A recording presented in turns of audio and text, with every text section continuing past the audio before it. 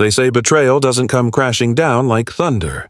It seeps in, quietly like water finding the cracks in your foundation. One day you wake up and the home you built, the love you swore was yours, is already rotting from the inside.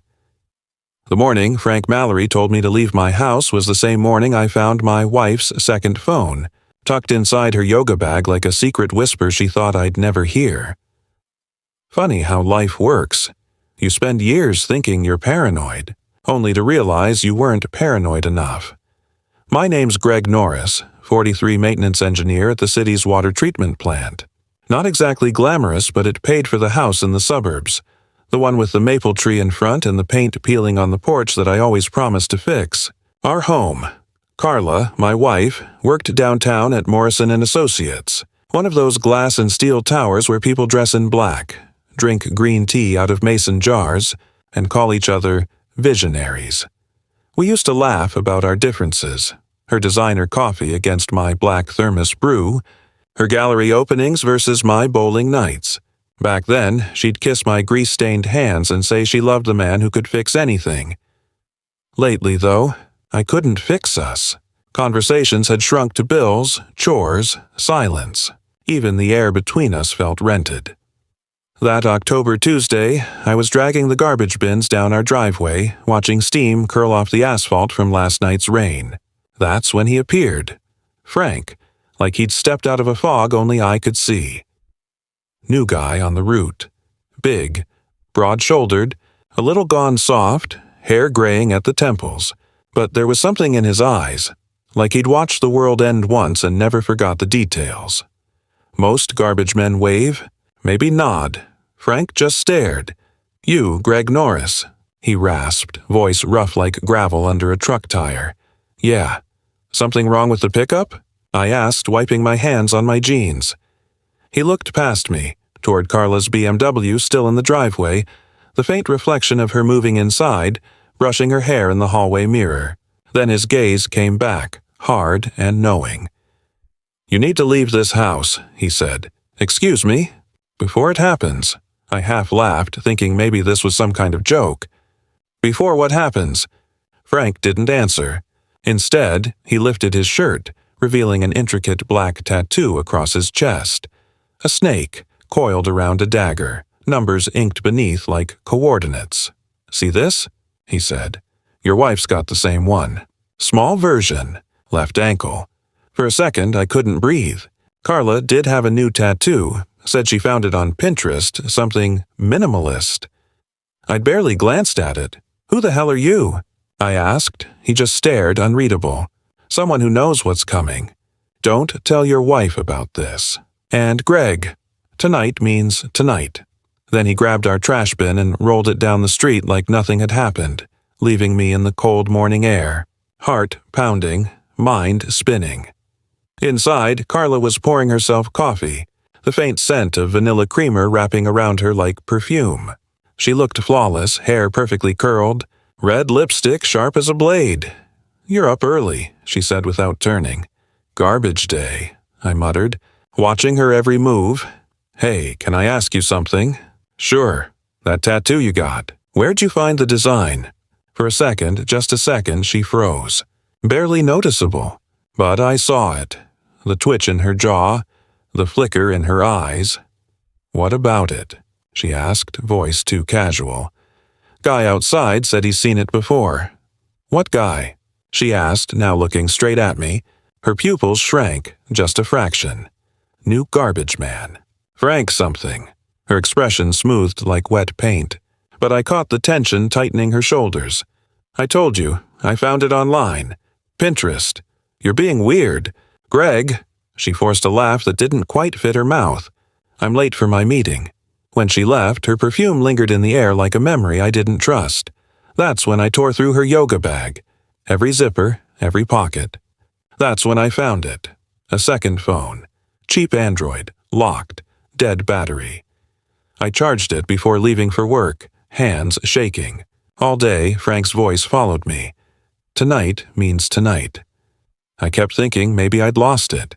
Maybe Frank was a lunatic. Maybe this was all just coincidence. But my gut had other plans. When I returned to the parking lot that evening, my world stopped cold. A grenade, military green, pin still in, sat square on my windshield. My blood turned to ice. I picked it up. Plastic. Fake. Costume prop. Still, there was a note tied around the handle, scrawled in shaky block letters, "Mind your own business." My hands trembled as I looked around the nearly empty lot, just a few scattered cars under flickering sodium lights. No movement, no shadows, but I knew someone had been here, someone who knew me. I shoved the grenade into my pocket, the fake metal cold against my palm, and drove home with my pulse hammering in my ears. Carla's BMW was already in the driveway, rare for her. Inside, she was in the kitchen, pouring red wine, hand trembling just enough for me to notice. "You're home early," I said. "Slow day," she replied, eyes never leaving the glass. "How was work?" I reached into my jacket and pulled the grenade from my pocket, setting it gently on the counter between us. "Found this on my car." She froze, staring. "What is that?" "Conversation starter," I said softly. "Came with a note. Said, 'Mind your own business.' You wouldn't happen to know what business that might be, would you, Carla?" Her lips parted, but no sound came. Then, "How would I know?" Her voice wavered, just enough to betray her. "Maybe," I said. "It's got something to do with matching tattoos. Or the second phone in your yoga bag." The wine glass slipped, shattered, red spread across the white tile like blood seeping from a wound. I don't know what. "You're talking about," she whispered, but we both knew she was lying. That night, I didn't sleep. Every creak of the floorboards felt like a countdown. Frank's warning played on loop. Tonight means tonight. At 3 a.m., I was sitting in the living room, baseball bat across my knees, eyes locked on the door. Nothing came. Just the hum of the fridge, the soft sigh of the wind against the windows. But peace is a liar.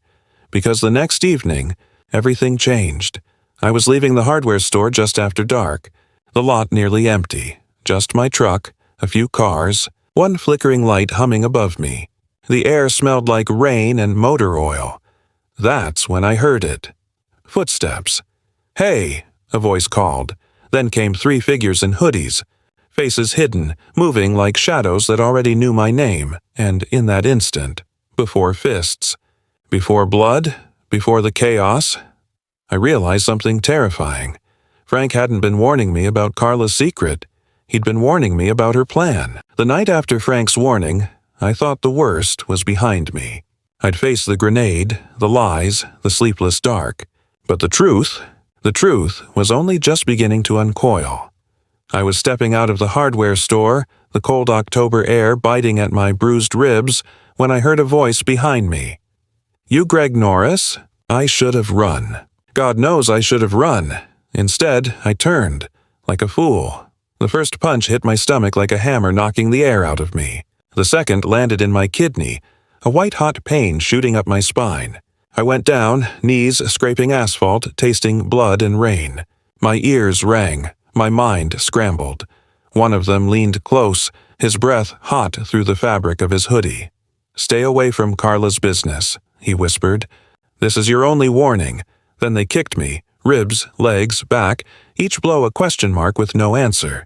When it was over, they melted into the darkness like smoke, leaving me sprawled on the cold pavement, the night spinning above me. I lay there for 10 minutes, counting breaths, cataloging pain. Nothing broken, but everything hurt. My pride most of all. A couple found me, their headlights cutting through the dark like salvation. They called an ambulance, voices distant, echoing.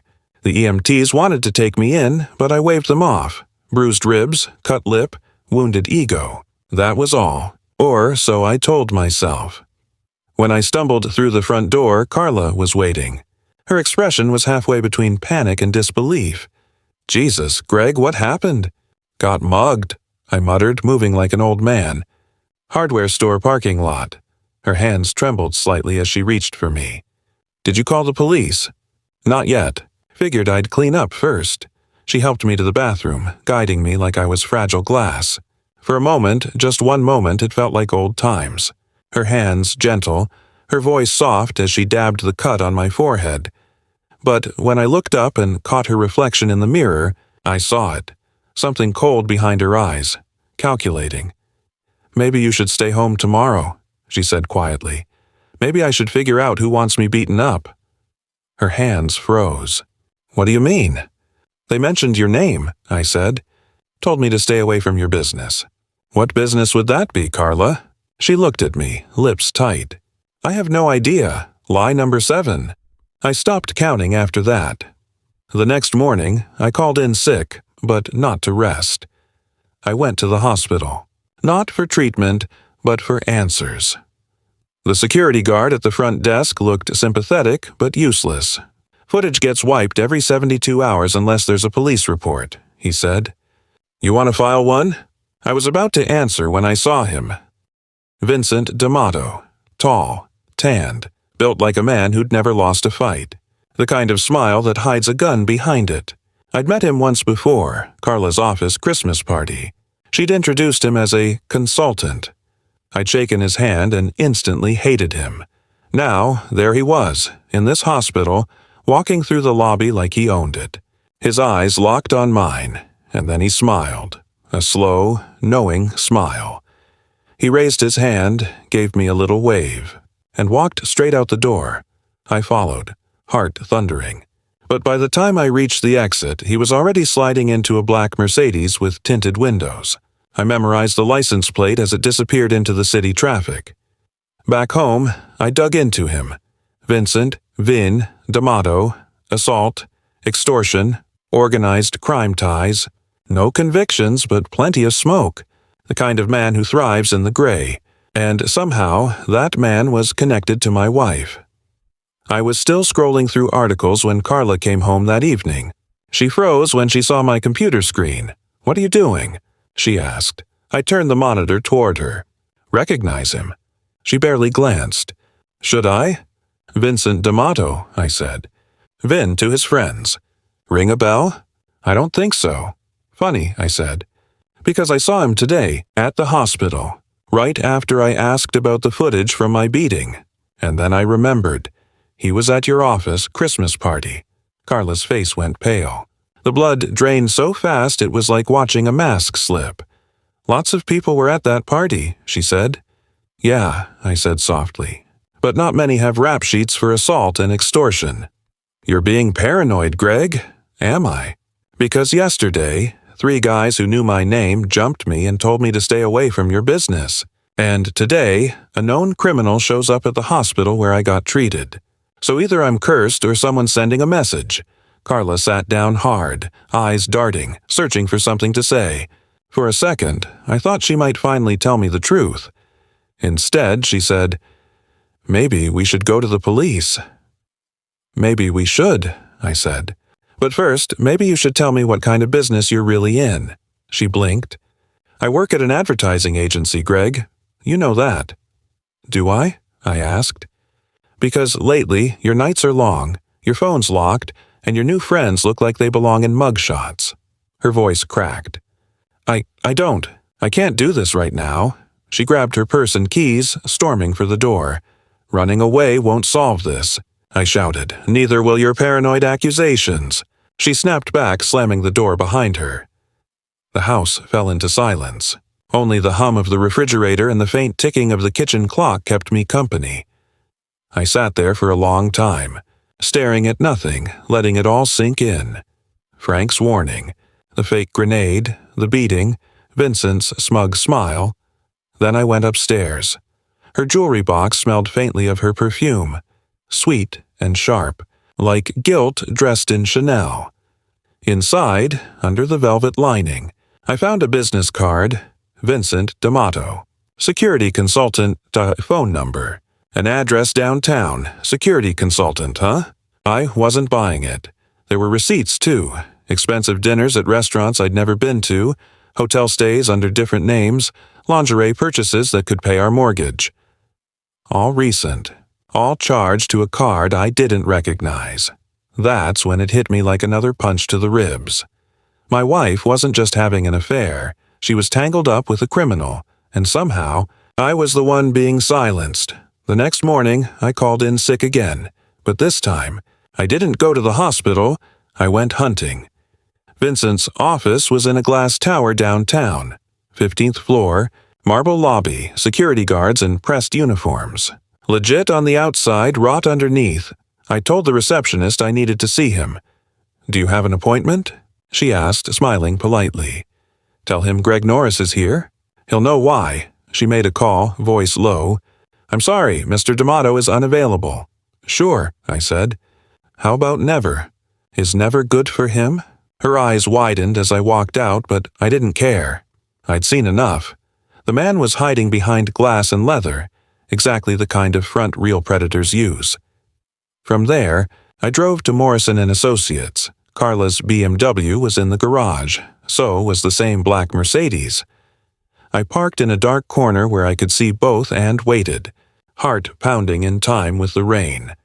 At 12:30, they appeared, Carla and Vincent walking side by side, close but not touching. That almost made it worse. They got into his car and drove to a restaurant in the Arts District, one of those pretentious spots where the waiters wear bow ties and every dish has foam. Through the window, I watched them, the way he touched her hand, the way she smiled like I'd never existed. My throat went dry. My stomach twisted, but it wasn't just an affair. Vincent kept glancing at his phone.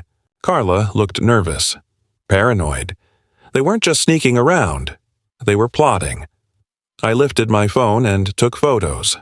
Evidence. Proof.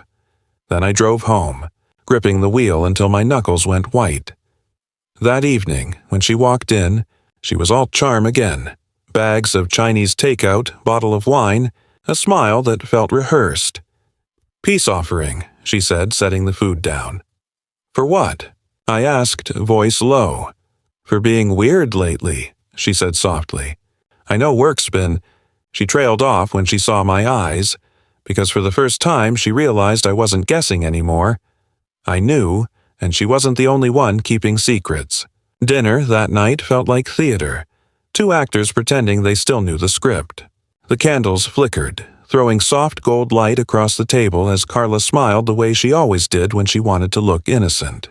We talked about nothing. The weather, the neighbor's new fence, a movie she said she wanted to see. Her laughter sounded brittle, like glass about to break. And while she spoke, I watched her. The way her eyes avoided mine. How her fingers toyed with the wine stem as if it were a ticking clock she couldn't silence. I let her finish a story about some office joke before I asked, casually, "How was lunch today?" Her fork paused midair. "Lunch? Yeah, you left the office around 12:30. Figured you might have gone somewhere nice." She took a sip of wine, buying time, recalculating her lie.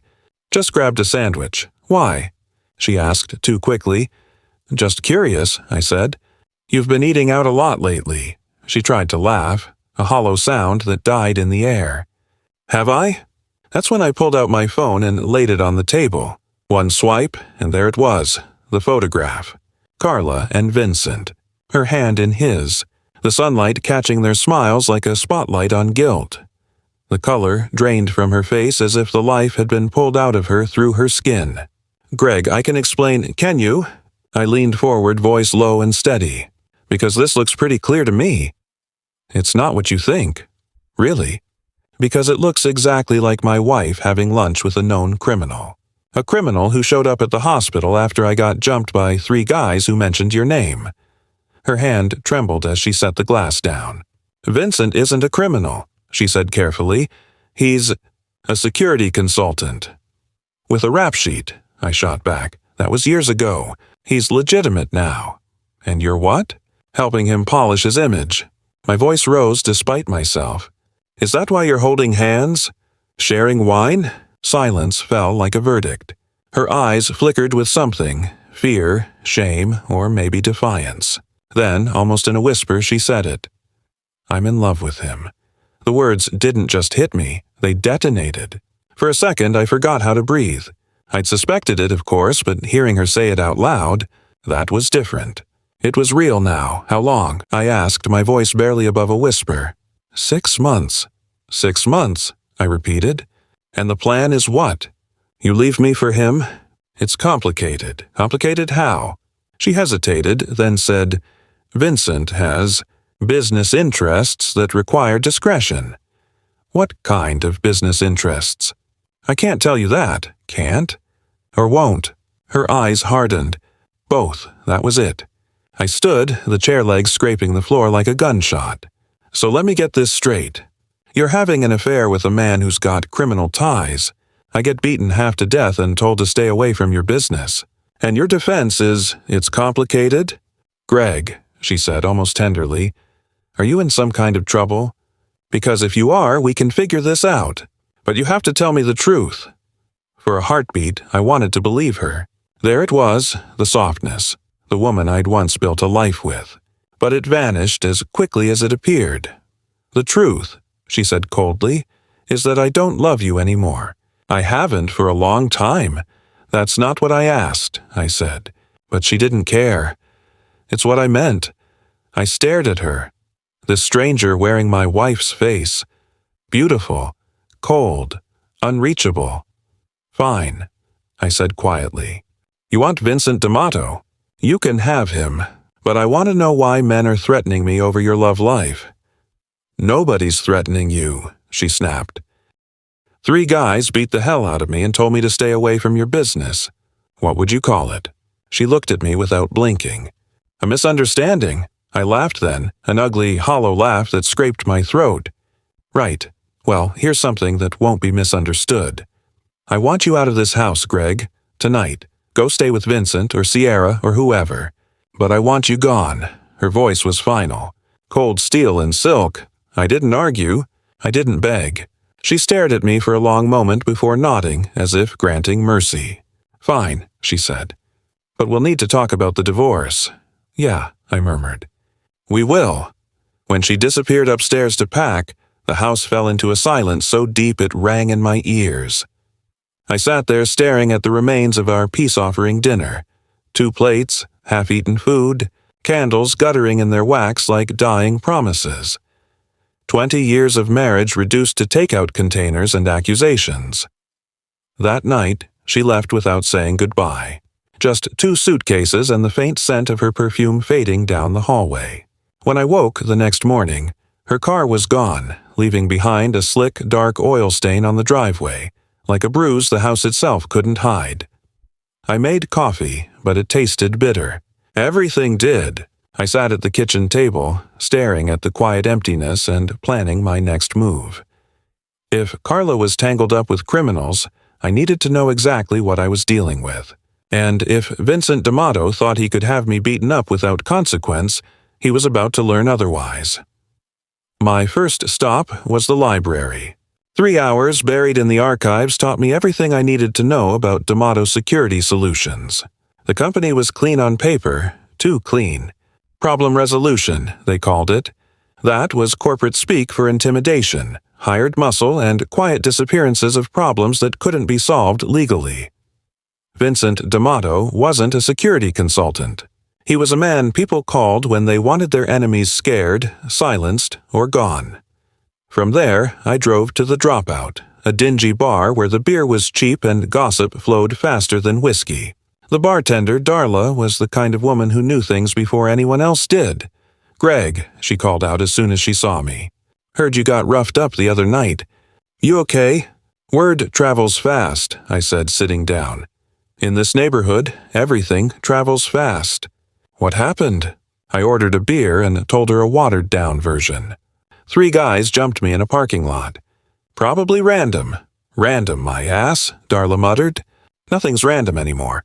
It's always about something, money, women, or business.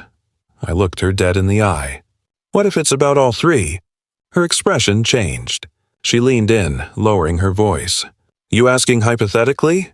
I slid my phone across the counter, showing her Vincent's photo. You ever see this guy around? Darla frowned, studying it. Maybe. Looks familiar, but I can't place him. Why? He's involved with my wife. Involved how? The kind of way that ends marriages, she exhaled sharply.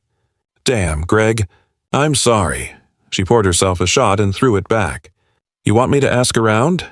Would you? Of course. But be careful, okay? Guys like that, if they send one message, they don't stop at one. I nodded, finished my drink, and drove home under a sky that looked bruised with storm clouds. When I pulled into my driveway, Mrs. Carr, my 70-something neighbor, was waiting on her porch. She shuffled over, concern written all over her face. "Greg, dear," she said softly. "I saw Carla leave with her suitcases. Is everything all right? We're having some problems." "I figured as much," she said. "She's been getting visitors." My pulse quickened. "Visitors?" She nodded. "Different cars, odd hours. One of them, a man with a black car. Handsome, but something about him." She shuddered. "And others, rough-looking men.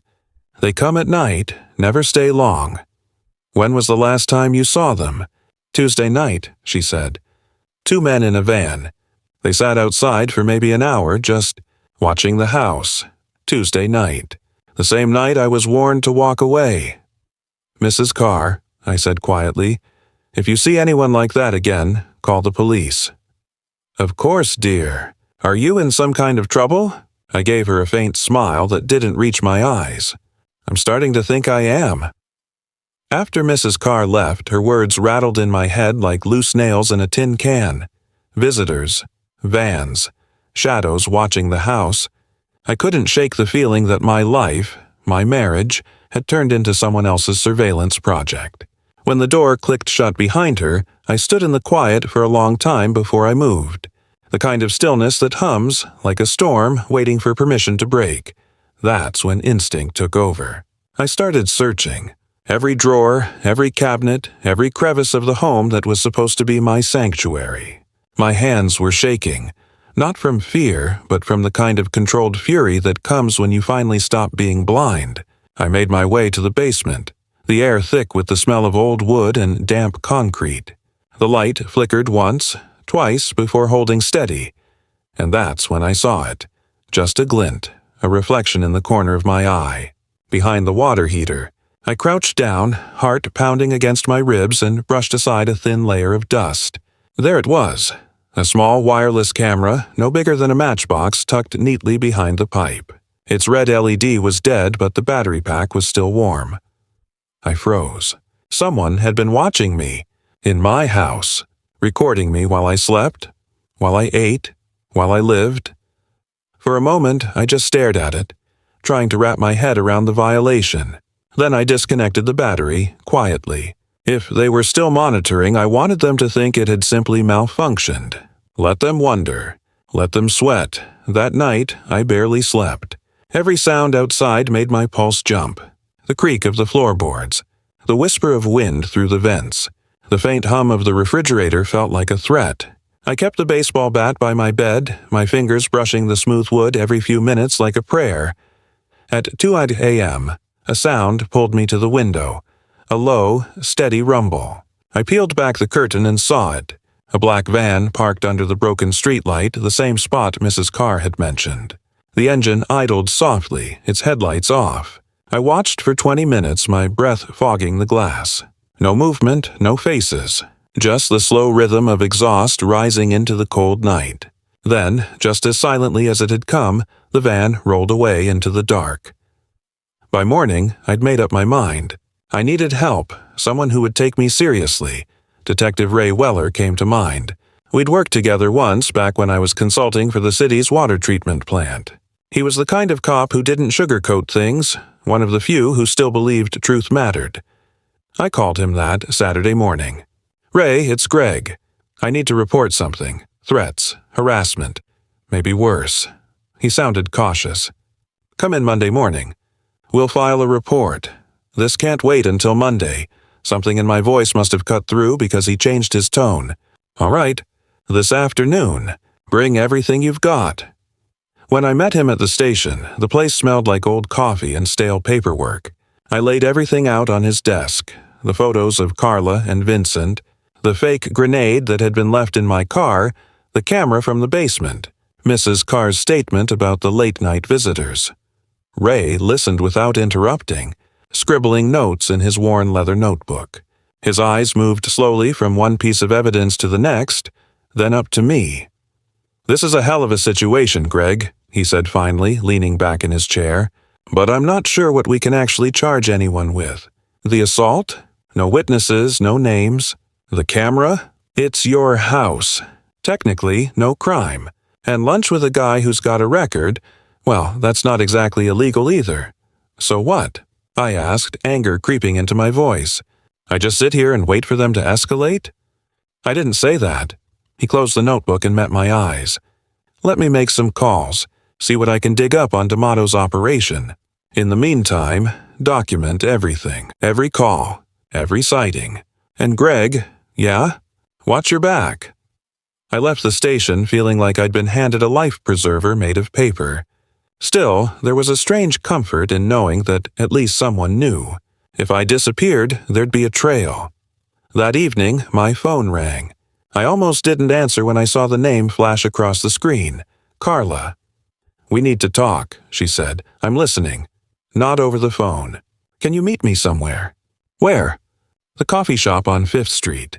1 hour." Every instinct screamed that it was a trap. But curiosity and anger won. "Fine," I said. 1 hour. The coffee shop was half empty when I arrived. I picked a table in the back, facing the door. Old habits. The smell of espresso hung in the air, warm and bitter. Carla walked in right on time.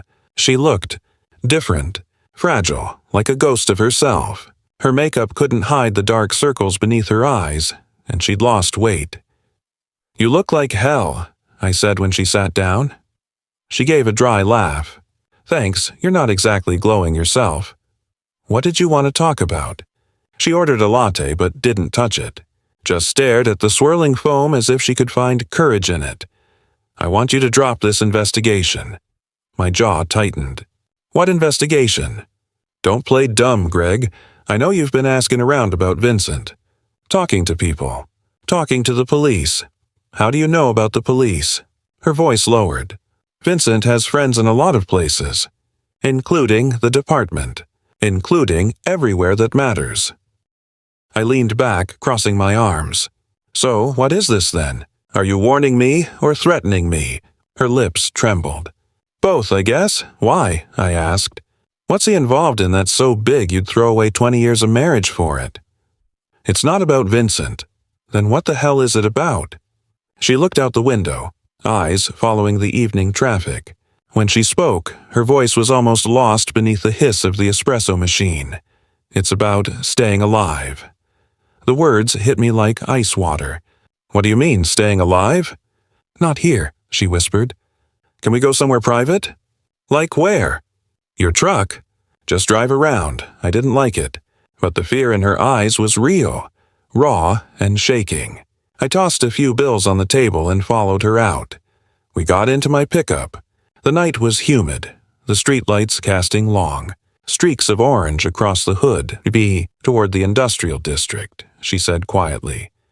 The city fell away behind us as I turned onto the empty stretch of road that led past the warehouses. The hum of the tires filled the silence. "Start talking," I said. "Vincent isn't just a security consultant," she began. "He's involved with people who don't forgive mistakes." "What kind of people?" "The kind who had you beaten up as a gentle reminder." My knuckles whitened on the steering wheel. "A reminder of what?" "To mind your own business." I stopped at a red light and turned to face her. "Carla, I need you to explain this from the beginning. What did you get yourself into?" She took a breath, her hands twisting in her lap. "It started innocently. Vincent's company needed help with marketing. Morrison and Associates took the contract. I was the account manager. When was this? About 8 months ago. We started working together, and one thing led to another." "You had an affair?" "Yes," she said, her voice breaking. "But it wasn't just that. Vincent made me feel alive again. Important. Like I mattered." The light turned green, and I drove through the intersection in silence. The sound of rain began to patter softly against the windshield. "Go on." "After a few weeks, he told me about his other business. Import and export, he called it." "What kind of imports and exports?" She hesitated. The kind that don't go through customs. My stomach dropped. Pills, she whispered. Among other things, I swore under my breath. Jesus Christ, Carla. It wasn't supposed to involve me, she said, her voice trembling. I glanced at her, my wife, or whatever was left of her, and realized the truth. She wasn't just cheating on me. She was drowning, and somehow she'd pulled me into the same black water. I remember the moment I realized my marriage had rotted from the inside. It wasn't the night she left, slamming the door hard enough to rattle the picture frames. No. It was what came after, when the silence of the house felt, watched. After Carla stormed out, I started tearing the place apart, not out of anger, but instinct. The kind of unease that creeps up your spine when you know something isn't right.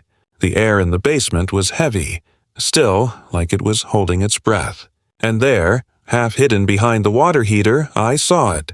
A small, dust-caked surveillance camera blinking faintly like an eye half awake. My blood ran cold. Someone had been watching me. In my own home, the device was wireless, battery-powered. Judging by the ring of untouched dust around it, it had been there for at least a month. I disconnected the battery but left it where it was. If they were watching, I wanted them to think it had died naturally. That night I barely slept. Every sound outside made me grip the baseball bat I'd started keeping by the bed. The tick of the clock felt too loud, the hum of the refrigerator. Too close. Around 2 a.m, I heard it, the low growl of an engine idling outside. I crept to the window and saw it. A dark van parked under the broken streetlight just like Mrs. Krantz had described. Its headlights off, its windows tinted. For 20 long minutes it didn't move. Neither did I. Finally it rolled away, melting back into the night. By sunrise, I'd made up my mind. I wasn't going to wait around to be hunted. Saturday morning, I called Detective Ray Weller, a man I'd worked with years ago on a vandalism case. Straight shooter, level head. "Greg," he said when he picked up, "what can I do for you?" "I need to report threats, harassment, maybe worse. Come in Monday morning." This can't wait till Monday." Something in my voice must have cracked, because 2 hours later I was sitting in his office, laying it all out. The affair, the assault, the surveillance camera, the neighbor's sighting of the van. He took notes silently, his eyes flicking between my face and the photos. "This is a hell of a situation," he said finally, "but I'm not sure there's much we can charge anyone with. The assaults, she said, the camera was on your property, and having lunch with a guy with a record isn't illegal. So what? I just wait until they escalate?" He leaned forward. "I didn't say that. Let me make a few calls. See what D'Amato's been up to.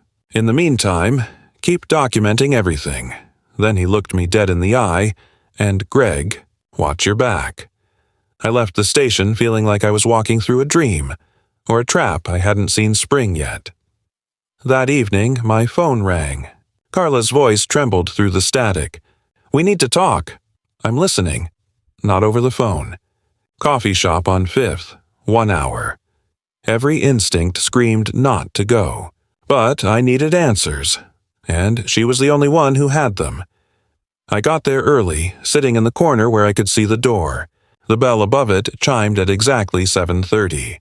Carla walked in, thinner, paler, like guilt had been draining her slowly from the inside. The woman who sat across from me wasn't my wife anymore. She was someone haunted. "You look like hell," I said. "Thanks," she muttered, eyes on her untouched latte. "You're not exactly glowing either." "What do you want, Carla?" Her voice broke as she said it. "I want you to drop this investigation." I froze. "What investigation?" "Don't play dumb, Greg. I know you've been asking questions about Vincent." "Talking to the police." My jaw tightened. "How do you even know about that?" She hesitated. "Vincent has friends. In the police, in places that matter." "Are you warning me?" I asked quietly. "Or threatening me?" Her eyes glistened. "Both, I guess. Why?" "Because it's not about Vincent anymore," she whispered. "It's about staying alive." We ended up in my truck, the city fading behind us as we drove toward the industrial district. The roads grew emptier, the air colder, Start talking, I said. Vincent isn't just a security consultant. He's involved with people who don't forgive mistakes. What kind of people? The kind who sent those men to remind you. Remind me of what? To mind your own business. My hands tightened on the steering wheel. Carla, what did you get yourself into? It started normal, she said, staring out the window. His company needed marketing work. I was the account manager. We got close. Too close. So you had an affair? Yes, she breathed. But it wasn't just that. He made me feel alive again. Seen. And then one day, he told me about his other business. Import-export, he called it. My gut twisted. What kind of imports? The kind that don't go through customs. I felt the world tilt. You mean pills? She nodded. Among other things. I slammed the brakes and pulled over. Gravel crunching beneath the tires. You mean to tell me, I said, voice shaking, that I got beaten within an inch of my life because you fell in love with a drug trafficker? Her silence was answer enough. Why didn't you just leave him? Because by the time I found out the truth, I was already in too deep. He said his partners would never let me walk away. So you decided to throw me under the bus? I tried to protect you, she said weakly. Told him you weren't a threat. That you were just a jealous husband. Apparently, I muttered. He didn't believe you. She wiped at her eyes. Now things are worse. The DEA's circling. Vincent's paranoid. He thinks someone's talking to them. And he thinks it's me. She nodded. Because you went to the police. Because you did something normal people would do. Her voice cracked. He's convinced you're a snitch. If he decides you are, you're dead, Greg. And if he finds out I told you this much, I'm dead too. By the time I dropped her off at her sister's place, the guilt in her eyes had turned to fear. She looked back once, half hidden under the glow of the apartment lights. For a moment, I saw the woman I'd once loved. Then she disappeared. The next morning, a knock rattled my door. It was Frank, the garbage man who'd warned me days before. Only now, his eyes carried something heavier than concern. Can we talk? He said. I poured him coffee. He sat at my kitchen table like someone memorizing an escape route. You didn't leave, he muttered. No, I said. Guess I'm learning. Carla tell you anything useful? I told him everything. The affair, the drugs, the camera, the threats. He listened, then rolled up his sleeves, revealing tattoos I hadn't seen before. Faded numbers, symbols, codes. I spent 15 years in federal prison, he said. 5 of those working for an organization that moved more pills than hospitals order in a year. And now I'm cooperating with the feds. I blinked. You're an informant. I was, he said grimly. Until last week. Someone in Vincent's crew recognized me. That's why I told you to leave. The room seemed to shrink. Recognized you as what? As the guy who knows where the bodies are buried. I stared. Bodies? Plural, he said flatly. Vincent's crew has ended more lives than you want to believe. And your wife? She's deeper in it than she told you. That's not possible, I said automatically. She doesn't need to pull a trigger to be guilty. Money laundering. Providing alibis. Cleaning up messes. That's complicity, Greg. And I've got proof. He unlocked his phone and slid it across the table. My hands shook as I scrolled through the photos. Grainy telephoto shots of a warehouse. Vincent. 2 men. A van. Body bags. And behind them, blurred but unmistakable, Carla. Jesus, I whispered. The FBI's building a case, he said. They need someone inside. Your wife has the access. The records, the keys. If she helps, maybe she walks. If not, she goes down with the rest of them, I finished. I stared at her frozen image on that screen. My wife, the woman who once promised forever, now standing among monsters. 24 hours ago, I thought my biggest problem was betrayal.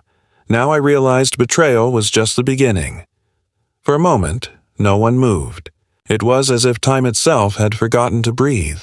My wife stood there, her lips trembling, eyes darting between me and the woman beside me. The air was thick, suffocating. The quiet hum of the ceiling fan was the only thing alive in that dead silence. I could hear my own heartbeat. Slow, cold, final. Her lover's wife took one step forward, her voice steady but trembling with restrained fury. "So, this is where the business trips ended?" she said, every word landing like the crack of a whip.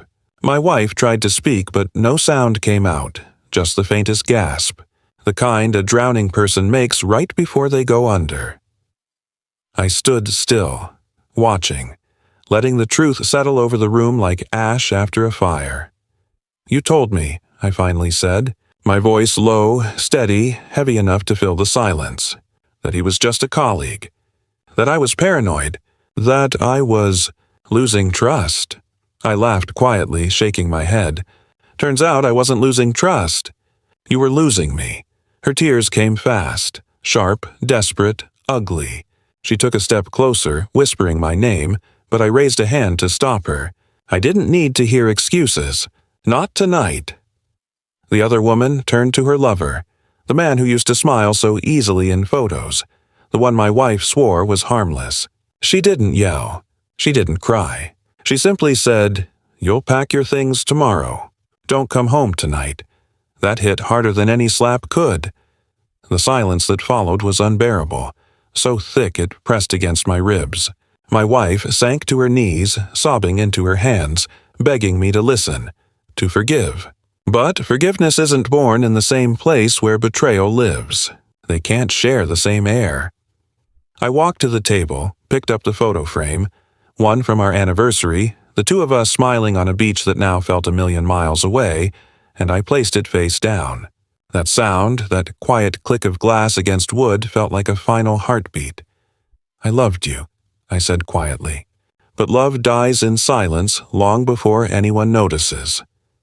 And with that, I turned and walked out, the weight of years dissolving with every step. Her cries followed me down the hallway, softer and softer until they became nothing but echoes. Outside, the night air hit me like ice. I looked up at the stars, those same stars we used to wish upon, and for the first time, I didn't wish for anything. I just breathed, because sometimes revenge isn't about destruction. Sometimes, the most powerful revenge is walking away. Calm, silent, untouchable, and as I drove away, headlights carving through the darkness, one thought lingered like smoke at the back of my mind. Cheating doesn't just break hearts. It kills the version of you that believed love was sacred.